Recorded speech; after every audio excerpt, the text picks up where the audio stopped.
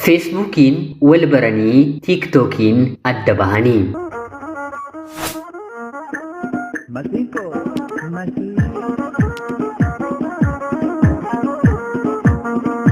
Yooyyaa ashama akkam jirtu kabajamtootaaf hordoftoota qophii keenya. Nagaaf jaalalli tokkummaan bakka jirtan hundaatti hunda keessaniif yaa ta'u jechaa guyyaa har'aallee seenaawwan nama barsiisan keessaa tokko isiniif qabadheen dhiyaadheeraati. Hanga xumura qophii kanaatti laayikii fi sheer akkanumallee sabiskiraayib gochuun na waliin tura. Seenaa guyyaa har'aa dhiyaatu keessatti hundumti keessaniyyuu akka ittiin of ilaaltan yoo har'a isiniin qunnamuu baate bor balbala rukutee isin bira wafuuf hanga dhumaatti dhaggeeffadhaa jechaa viidiyoo kanallee laayik godhaa jechaa kallachumaan gara seenaa guyyaa har'aatti kan hin dabarsu ani Gammachiisa Shoomeedha.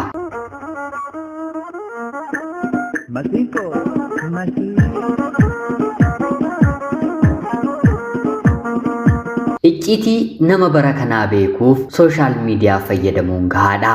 Waa'ee nama kana dura beektanii har'a maalirra akka inni jiru baruu yoo barbaaddan akkaawuntii feesbuukii yookiin teelegiraamii yookiin waatsaappii yookiin iimoo bananii ilaaluun qofti waa'ee nama sanaa eessa akka jiru maalirra akka jiru jireenyi tolee fi moo hin tollee fi jennee beekuun salphaatti ni danda'ama. Hundumti keenyiyyuu haga danda'ame waan yaanne waan nuuf ta'e waan tarra geenye otoo maxxanfannee baay'ee nutti tola. Haa ta'utii garuu kanarra darbuun immoo haaloof namoota inaafsisuuf yeroo yeroodhaan barreeffama suuraa kan gadhiisanirree toora sooshaal miidiyaa kanaarra tokko lama miti. Gama biraatiin sooshaal miidiyaan madda galii guddaa ta'ee namoota hedduuf ana dabalatee carraa hojii uumeera. Namoonni tokko tokko immoo beekamtii argachuuf jecha safuu hawaasaa cabanii wanta kana dura hin baramne as gara uummataatti qabatanii safuu kunis ni danda'amai maali warran qabdu sadarkaa jedhaman irra kan ga'anis tokko lama miti. Jaalalleewwan lamaan karaa toora feesbuukiitiin wal baran ture.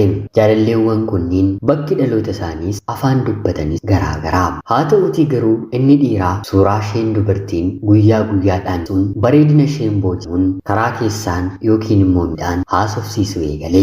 Isheenis biyya inni jiraatu bartee tarii yoonaaf milkaa'ee gara isaatti na fudhata jettee waliin haasofsiiste. Lamaanuu piroofaayilii walii guyyaa guyyaatiin toora sooshaal miidiyaa hundarra naannii wal qorachuus jalqabanii booddees tole jetteef jaalalafi. Gaarummaan toora sooshaal miidiyaa dubartiin al takkaatti dhiira 10 tole jettee barreessuu dandeessi. Inni dhiiraas dubartii 10 gaafatee 10 isaanii wayyuu barreessuu ta'uu danda'a. Maarree jarreen kun lamaan jaalallee walii fi wal fuudhuuf jaarsa walitti arganii biyya garaagaraa ta'anii maatii wal barsanii. Maatiin erga wal baran booda anaafsi gaa'elatti tonseen dura dursinee torbee tokko lamaaf wal biratti dabarsuu qabni. Isheen dubaraa gara biyya sadhiiraa deemuuf piroosesii waan qabuuf inni gara ishee deema. Turtii torbee tokkos waliin ta'anii haa ta'uutii akkuma gammachuun gidduu isaanii himame wantoonni isaanillee tokko tokko jiru. Isheen kan eegde bifaan akka suuraa irratti argite baay'ee miidhagaa rifeensi isaa ja'a dargaggeessaa ispoortii hojjetu yoo argan fagoomatti kan jaallanii jettee ture. Haa ta'uutii garuu kaayyoon jaalashee gara biyya isaa deemu waan ta'eef bira dabarti. Innis akka suuraa irratti argee ishee eegetti gonkumaa hin ganne. Rifeensi ishee kan ho'amedha. Fuulli ishee meekaappii malee jiru. Sheeppiin bocni qaama isheellee uffata artifishaalitiin kan hojjetamedha. Innis takkaa jaarsa ergeera waan ta'eef kana laaleen duubatti deebi'uu hin qabu jedhee gaa'elli isaanii fufe. Gara biyya isaaniittis galanii yeroo gaa'ela isaanii bareedaa ta'e raawwatanii. Kanaan yeroo muraasa erga waliin turan booda inni gara biyyaatti isheenis gara biyya dhufteetti walirraa adda bahan malanii. Maarreegaa toorri sooshaal miidiyaa kallattii garaagaraan walittis nama fida walirraas nama fageessa mitiire. Lamaan isaanii yeroo hedduu toora tiiktookii irratti waliin haasa'u. Haasoo isaaniis nama hedduutu taa'ee dhaggeeffata. Nama baay'ee wal jaallatu. Gara fuulduraattis waa hedduu waliin karoora fakkaatu. Hawwii jaalala isaanii yeroo ibsatan maal ta'a jaalalleewwan kamiyyuu akka keessan ta'anii jedhamanii hawwamu. Sirrittis namoonni kunniin gaa'ela isaanii waananiif jaalala gaarii waliin ijaaruu jalqabaniiru. Haa ta'uutii garuu jechoonni karaa tiiktookii fayyadaman al takka takkaa namoota wal fuudhan gaa'ela keessa jiraniif malee illee hin madaalu. Kanaan otoo jiranii guyyaa tokko chaalenjii haati manaaf abbaa manaa irratti hirmaatan irratti akka dorgoman ni gaafatamu. Lamaan isaaniiyyuu tole jedhan chaalenjii kanaaf eeyyamu ta'anii. Chaalenjiin kun gaaffiiwwan gaafata. Gaaffiiwwan kana yoo deebisan doolaaraan badhaafamu, yoommoo deebisuu dhaban ni adabamu. Gaaffiin kun wanta nama adabsiisu of keessatti waan qabuuf adabbii sana guutummaatti fudhatu. Badhaafni kennamuufis adabbiin argatanis haadha manaafis abbaafis qofaadha. Maarree abbaan chaalenjii kana qopheesse gaaffii jalqabaa lamaan isaanii dhiyeesse. Abbaa manaa keerraa waan jaaltu ishee dubartiif, haadha manaa keerraa kan jaaltu isa dhiira jedhee yeroo gaafatu lamaan isaaniiyyuu waan jaallan waliif kan qaban waliif qoodanii. Lammaffaa irratti isa dhiiraadhaan jabinni haadha manaa kee, ishee dubartiidhaan jabinni abbaa manaa kee marii jedhanii gaafatamanii. Gaaffiiwwan kunneen kan namatti ulfaatan hin qabneef lamaan isaaniiyyuu gammadaa deebii sir ta'e kan isaan kaatee deddeebisanii. Bishaan kokkolfaa nama nyaata jedha mitiiree Oromoon. Gara gaaffii sadaffaa ce'amanii. Gaaffii sadaffaa akkas jedhamuun abbaan manaa gaafatame. Haadha manaa keerraa kan jibbitu maalii yeroo jedhamu otuma mataa ishee taatee uffata qaama ishee argisiisu sheeppiitti godhu uffattee suuraa poosti gochuu dhiitee meekaappii kanas otoo hir'istee akka namaatti namummaa kootti nan jaallaha yoo ta'uu baate immoo rakkoon qabu jedhee dubbate. Amma xiqqoo waan keessisaa isa mormaa ture waan dubbate kaataa. Dabareen gaaffii kanaadha madha. Abbaan manaa kee maal otoo dhiisee sitti tolaa jedhamtee gaafatamte. Yeroo kana isheenis dhiironni hin bareedne tokko meekaappii ni godhatu. Otoo fuula qullaa ba'uu isee xiqqoo fuula isaa sirreeffatee bahee natti tolaa. Qaamni isaas xiqqoo boca dhabeera. Akka dhiiraa osoo ispoortii hojjetee natti tolaa jettee deebiteefi. Kunis xiqqoo abbaa manaa ga'e. Gaaffiin arfaffaa ittuma fufe. Haga ammaatti lamaan isaaniiyyuu badhaasa isaanii argachaa jiru.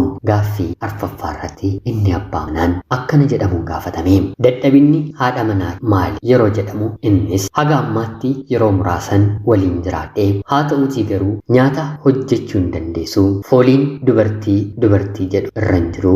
Nyaata maatii ishee dalagsiisti yookiin immoo diidaa nyaattee na fudhattee deemti jedhee deebifi. Yeroo kana gaaffiin kun haadha manaa dhiyaate. Yeroo kana isheenis deebii abbaan manaan deebisaa jirutti keessa isheetti qabamaa waan jirtuuf deebii isheen deebiste sireerratti haga ammaatti na gammachiiseen kun dhiirotan ani kana dura beekurra inni dadhabaadha jettee deebiti. Deebii kanatti abbaan manis baay'ee aare.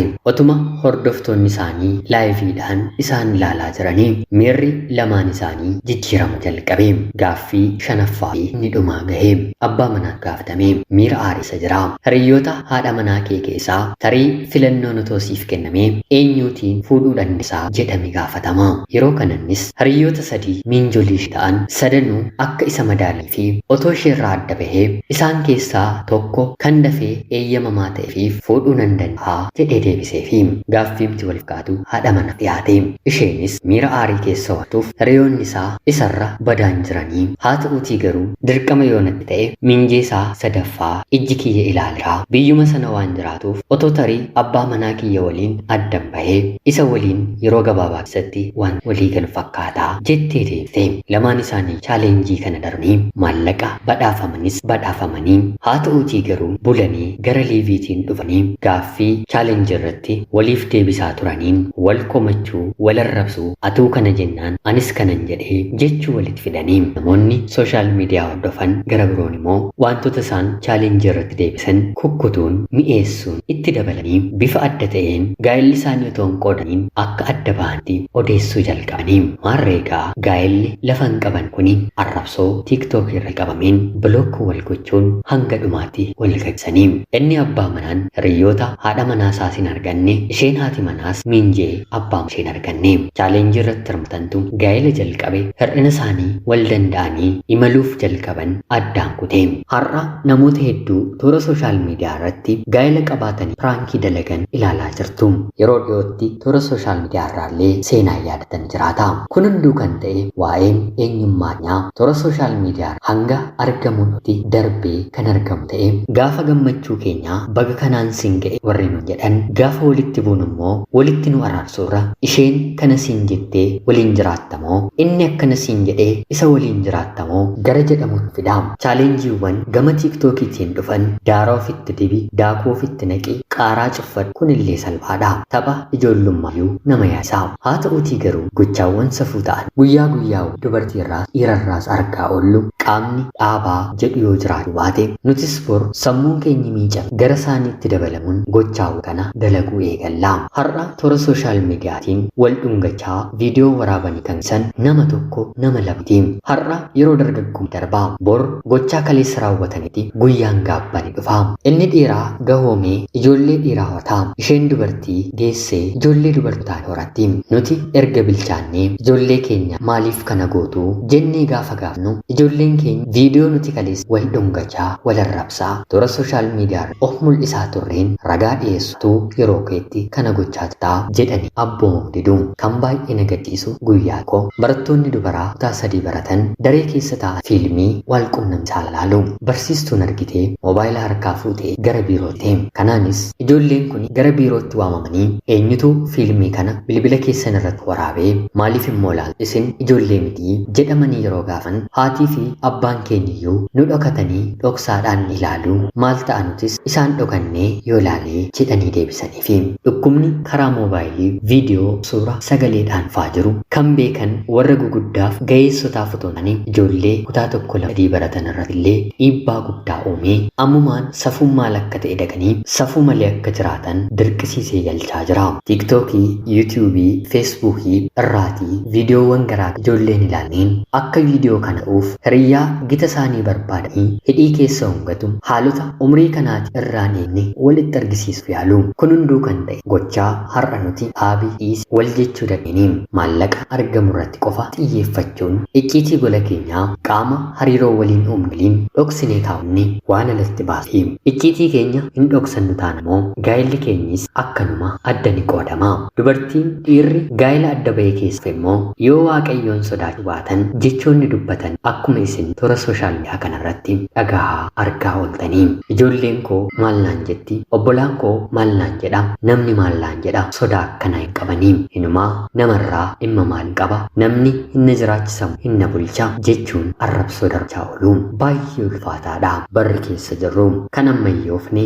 teknooloojiidhaan kan deemne nutti fakkatus qulqullummaadhaan garuu maatii haadha abbaa akkoo akaakilee keenya gadi jiraachaa jirra. Wantoota nuti leessa safuu yaa rabbi jennee sodaachaa turre ofii harka keenya qaqqabaa jirra. Wantoonni hedduun gaariin toora sooshaal miidiyaa fayyadaman otoo jiranii hedduun namaatu kan xiyyeeffate gaa'ila kan diigu safuu hawaasaa kan cabsu fi kanneen kana fakkaatti. Guutummaa guutuu kanarraan bilisa ta'uu baannus haa ta'uutii garuu waan maxxansinu peejiiwwan fooloo goonu kan nu barsu kan nu qaran yoo taane gahaa jechuun gaariidhaan dhaamsa qophii kiyya guyyaa har'aati.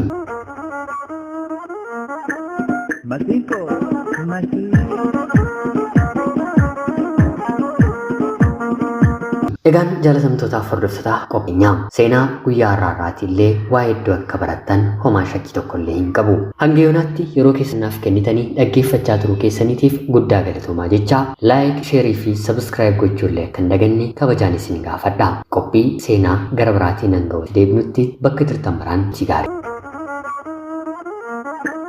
Masiko, masiko.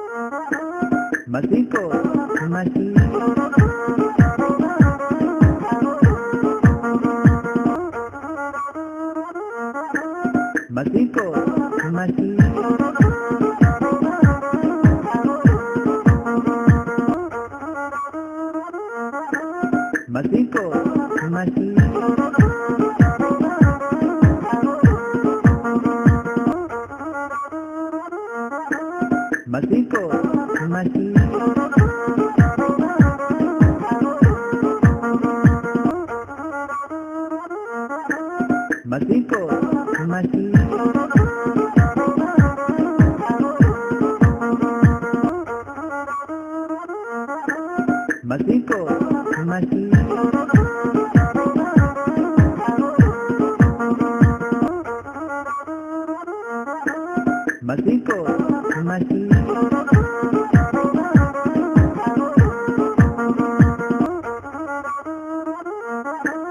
Masiko, Masi.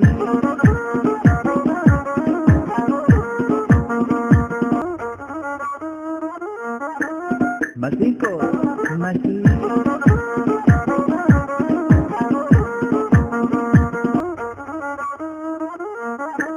Masiko, Masi.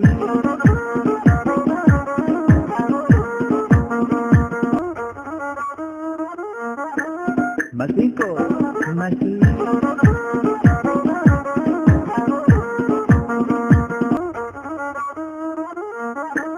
Masiko, Masi.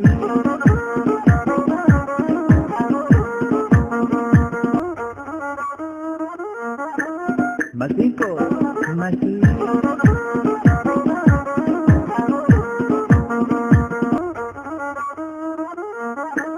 Masiko, Masi.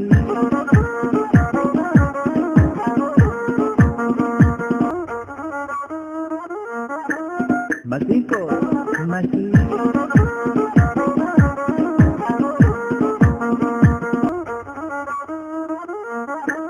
Masiko, Masi.